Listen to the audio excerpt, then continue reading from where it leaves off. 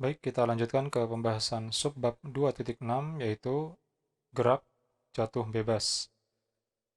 Mahasiswa sekalian, jika kita melakukan percobaan yaitu menjatuhkan sebuah koin dan sebuah remasan kertas dari ketinggian yang sama, maka dari kedua benda tersebut akan bekerja gaya gesekan udara.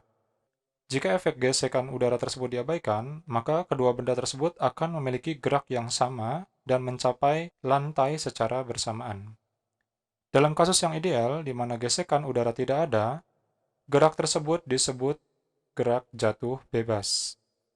Jika percobaan yang sama dapat dilakukan dalam lingkungan vakum atau tanpa udara, di mana gesekan udara benar-benar tidak ada, kertas dan koin akan jatuh dengan percepatan yang sama, bahkan ketika kertasnya tidak diremas. Pada tanggal 2 Agustus tahun 1971, percobaan tersebut dilakukan oleh astronot David Scott di bulan. Ia menjatuhkan bersamaan sehelai bulu dan palu. Keduanya jatuh bersamaan ke permukaan bulan. Ketika kita menggunakan istilah benda jatuh bebas atau gerak jatuh bebas, kita tidak bermaksud bahwa bendanya bermula dari keadaan diam. Sebuah benda yang jatuh bebas adalah benda apapun yang bergerak bebas hanya karena pengaruh gravitasi, terlepas dari jenis gerak awalnya. Benda yang dilempar ke atas atau ke bawah dan dilepaskan dari diam merupakan benda jatuh bebas ketika benda tersebut dilepaskan. Benda apapun yang mengalami jatuh bebas akan memiliki sebuah percepatan yang mengarah langsung ke bawah atau ke pusat bumi, terlepas dari jenis gerak awalnya. Kita akan menulis besar percepatan jatuh bebas dengan simbol G, atau percepatan gravitasi bumi. Nilai G ini, jika dia dekat dengan permukaan bumi, akan berkurang seiring dengan bertambahnya ketinggian. Kemudian, jika kita mengabaikan gesekan udara dan mengasumsikan bahwa percepatan jatuh bebas sebuah benda tidak terpengaruh oleh ketinggian pada jarak vertikal yang pendek, maka gerak jatuh bebas sebuah benda pada arah vertikal sama dengan gerak satu dimensi dengan percepatan konstan. Oleh karena itu, persamaan yang terdapat dalam subbab sebelumnya, yaitu pada subbab 2.5, untuk benda yang bergerak dengan percepatan konstan, dapat kita gunakan.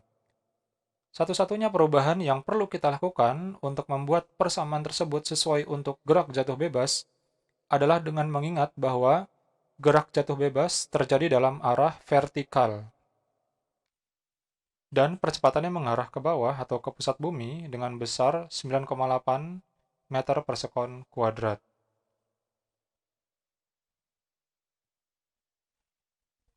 Atau jika kita ingin mempercepat perhitungan, maka kita bisa menggunakan pendekatan G sama dengan 10 meter per sekon kuadrat. Jadi, kita selalu menggunakan percepatan arah vertikal yaitu AY ya, sebesar minus G sebesar sama dengan minus 9,8 meter per sekon kuadrat, di mana tanda negatif berarti percepatan benda jatuh bebas memiliki arah ke bawah atau ke pusat bumi. Dalam bab 13 nanti, kita akan mempelajari mengenai G yang berubah-ubah terhadap ketinggian. Baik, berikutnya adalah contoh soal. Baik, kita lanjutkan ke contoh soal. Sebuah batu dilempar dari atap sebuah gedung yang diberi kecepatan awal sebesar 20 meter per sekon lurus ke atas. Dari posisi A ya. Gedung ini memiliki ketinggian sekitar 50 meter. Kemudian batu tersebut tidak mengenai ujung atap dari gedung pada saat jatuh ke bawah. Ini dari A ke B, dia nggak balik ke sini ya, ke atapnya lagi, tapi dia jatuh ke dasar atau ke lantai bawah gedung, seperti yang diperlihatkan pada gambar. Menggunakan TA atau waktu ketika awal dia meluncur sama dengan 0 sebagai fungsi waktu pada saat batu tersebut dilempar dari tangan pada posisi A, maka tentukanlah A waktu pada saat batu mencapai ketinggian maksimum, artinya waktu sampai B, TB ya. Yang B, ketinggian maksimum berarti X, YB, ketinggian di titik B. C, waktu ketika batu mencapai ketinggian yang sama ketika batu dilempar, berarti waktu dari A ke C. D. Kecepatan batu ketika mencapai titik yang sejajar dengan titik lemparannya, berarti kecepatan di titik C. Kemudian yang terakhir, yang E, kecepatan dan posisi dari batu ketika T sama dengan 5 sekon. Baik, kita jawab yang A dulu. Baik, ini saya tulis diketahuinya tadi AY atau sama dengan min G, yaitu sebesar min 9,8 meter per sekon kuadrat. Kemudian bola dilempar dari titik A dengan kecepatan awal atau VYA sebesar 20 meter per sekon dan waktu saat dilempar yaitu sama dengan 0. Di sini saya tampilkan kembali persamaan kinematika pada gerak satu dimensi. Kalau di sini pada arah X, sekarang kita pada arah Y, maka ini tinggal diganti apa? VY, kemudian AY, dan seterusnya. Baik, pertanyaan yang A adalah waktu pada saat batu mencapai ketinggian maksimum. Perlu kita ketahui bahwa pada ketinggian maksimum, atau pada saat benda berada pada titik B, maka kecepatannya atau VYB sama dengan 0. Ya, jadi pada saat ketinggian maksimum, benda tersebut mengalami diam sesaat. Kemudian dari persamaan kinematika tadi, yang bisa kita pakai dan memenuhi apa yang diketahui dari informasi untuk menjawab pertanyaan A adalah persamaan yang pertama, ya, yaitu VY final sama dengan VY initial plus AY T, di mana VY finalnya adalah VYB dan VY initialnya adalah VY pada titik A, kemudian AY-nya kita ganti menjadi min G dikali T.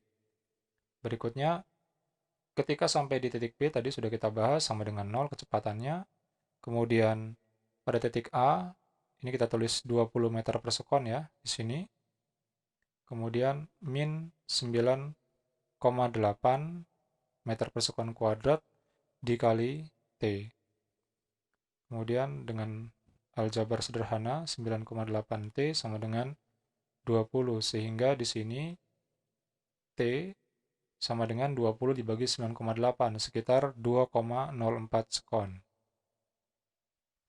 Nah, ini adalah waktu yang dibutuhkan untuk mencapai ketinggian maksimum. Oke. Berikutnya, untuk pertanyaan yang B, yaitu kita diminta untuk mencari ketinggian maksimum. Dari persamaan ini, kita dapat menganalisa bahwa persamaan yang dapat kita gunakan untuk mencari ketinggian maksimum sesuai dengan informasi yang awal tadi kita dapatkan, yaitu pada persamaan yang ketiga ya. Kalau di sini X final berarti kita ganti menjadi Y final, ya, sama dengan Y initial plus VY initial kali T plus setengah AY dikali dengan T kuadrat. Baik, berikutnya Y final. Y final adalah ketika benda mencapai di titik B, yaitu ketinggian maksimumnya ya. Kemudian Y initial berarti dia ketika awal bola dilempar. Maka di sini definisinya adalah pada saat posisi A. Di mana posisi A di sini kita anggap YA sama dengan 0. Ya. YA plus VY initial yaitu VYA dikali dengan T. T di sini adalah T atau waktu yang dibutuhkan benda untuk mencapai titik B atau ketinggian maksimumnya. Tadi sudah kita dapatkan, yaitu TB. Plus setengah, di sini kita tulis min G, ya, dikali dengan T kuadrat. Di sini T-nya sama dengan T di sebelah kirinya ya, yaitu T untuk mencapai ketinggian maksimum, yaitu TB. Berikutnya YB sama dengan YA kita anggap 0 plus YA tadi 20, TB tadi kita dapatkan 2,04 sekon plus setengah dikali min 9,8 meter per sekon kuadrat dikali dengan 2,04 sekon kuadrat. Silahkan pakai kalkulator kalian, sehingga di sini saya dapatkan ketinggian maksimumnya adalah 20,4 meter. Ya, ini YB 20,4 meter. Jadi ketinggian maksimumnya adalah 20,4 meter. Berikutnya kita jawab untuk pertanyaan yang C.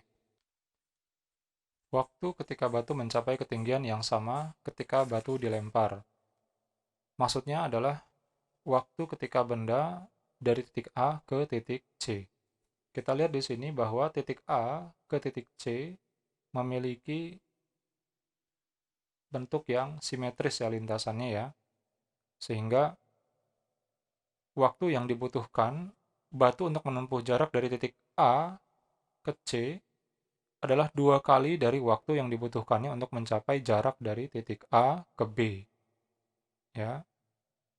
Maka dengan mudah kita bisa dapatkan bahwa TC sama dengan 2 kali TB, di mana TB tadi adalah 2,04 sekon. Maka TC adalah 4,08 sekon. Atau jika kita ingin mencarinya dengan persamaan kinematika, maka persamaan yang sesuai untuk mendapatkan TC adalah persamaan yang ketiga. Ya.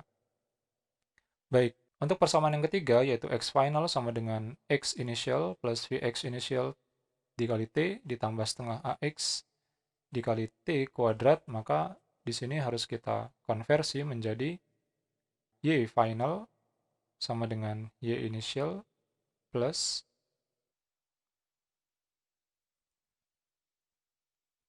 setengah AY dikali T kuadrat, di mana Y finalnya adalah YC, Y initialnya adalah YA, plus VYA dikali TC, plus setengah min G, ya, dikali dengan TC kuadrat. Di sini yang dicari adalah YC, sehingga YC sama dengan YA tadi 0 ya, yaitu karena di sini adalah posisi acuannya, YA sama dengan 0, di sini plus VYA adalah 20 meter per sekon tadi, kemudian dikali TC, min setengah dikali 9,8, yaitu sekitar minus 4,9 meter per sekon kuadrat dikali TC kuadrat.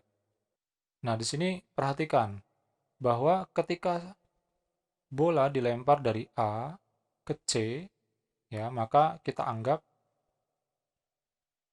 bola pada posisi C itu kembali lagi ke posisi awalnya atau posisi acuannya, sehingga YC sama dengan YA, ya, yaitu sebesar 0. Sehingga di sini 0 sama dengan 20 TC min 4,9 TC kuadrat. Dari sini kita bisa faktorisasi bahwa TC dalam kurung 20 minus 4,9 T sama dengan 0, di mana untuk persamaan ini solusinya adalah 20 sama dengan 4,9 T, di mana T adalah 20 dibagi 4,9, yaitu sebesar 4,08 sekon. Ini TC. Sehingga hasilnya sama dengan logika yang tadi kita kemukakan di awal ketika menjawab bagian C. Baik, berikutnya adalah pertanyaan yang D, yaitu kita diminta untuk mencari kecepatan batu ketika mencapai titik yang sejajar dengan titik lemparannya. Ya. Tadi di awal informasinya adalah kecepatan awal dari bola yang atau dari benda yang dilempar adalah VYA sama dengan 20 meter per sekon. Sehingga dari sini kita dapat menjawab pertanyaan yang D ini dengan mudah, yaitu ketika pada saat benda mencapai titik C, artinya dia memiliki kecepatan yang sama dengan VYA, tapi berlainan arah. Jika VYA berharga positif, maka VYC berharga negatif, yaitu min 20 meter per sekon. Jika kita ingin mencarinya dengan persamaan kinematika, maka kita bisa menggunakan persamaan yang pertama, yaitu VY final sama dengan VY initial plus AY dikali T. VY finalnya yaitu kecepatan pada posisi C, yaitu VYC sama dengan VYI, yaitu kecepatan benda pada posisi A, yaitu VYA. AY-nya kita ganti menjadi min G, dan T-nya adalah TC yang kita dapatkan pada jawaban pertanyaan C. VYC sama dengan di sini 20 meter per sekon min 9,8 dikali dengan TC, yaitu sebesar 4,08 sekon. Sini kita dapatkan 20 dikurang 9,8 kali 4,08, ini sekitar mendekati 40, sehingga 20 dikurang 40 yaitu min 20 meter per sekon. Nah, ini adalah VYC. Ya, jadi terbukti bahwa hanya kebalikan saja ya, karena arahnya berbalik. Baik, berikutnya kita akan menjawab pertanyaan yang E. Baik, berikutnya yang E, yaitu kecepatan dan posisi dari batu ketika T sama dengan 5 sekon. Mahasiswa sekalian, misalkan ketika batu tersebut setelah dia melewati 5 sekon pertamanya, maka kita ibaratkan misalnya dia sampai di posisi D. Sehingga dari persamaan kinematika tadi, coba kalian ingat, maka persamaan yang baik atau persamaan yang bisa kita gunakan untuk mencarinya adalah persamaan yang pertama, yaitu VY final sama dengan VY initial plus AY dikali dengan T, di mana VY finalnya adalah posisi D, yaitu ketika waktu sama dengan 5 sekon, ya, yaitu VYD sama dengan VY initialnya, yaitu dari dia awal dilempar batunya ya, yaitu berarti pada posisi A, kecepatan pada posisi A, yaitu VYA ditambah min G dikali T, T-nya adalah ini 5 sekon. Sehingga di sini VYD sama dengan VYA, yaitu 20 meter per sekon ditambah min 9,8 meter per sekon kuadrat dikali 5. Jadi ini 20 minus ini sekitar 49 meter per sekon ya. Sehingga ketika sampai di D, kecepatannya adalah minus 29 meter per sekon. Kenapa minus? Karena pada arah D, batunya bergerak ke bawah ini. Ini VYD-nya. Baik, berikutnya adalah posisi dari batu ketika T sama dengan 5 sekon.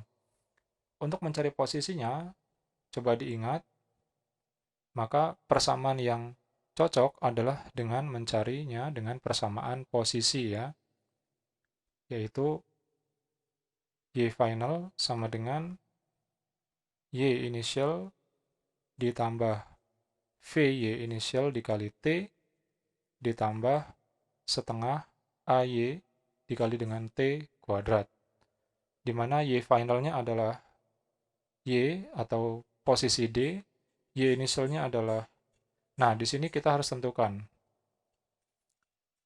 karena posisi C sudah diketahui, maka yang paling enak adalah kita pakai posisi C.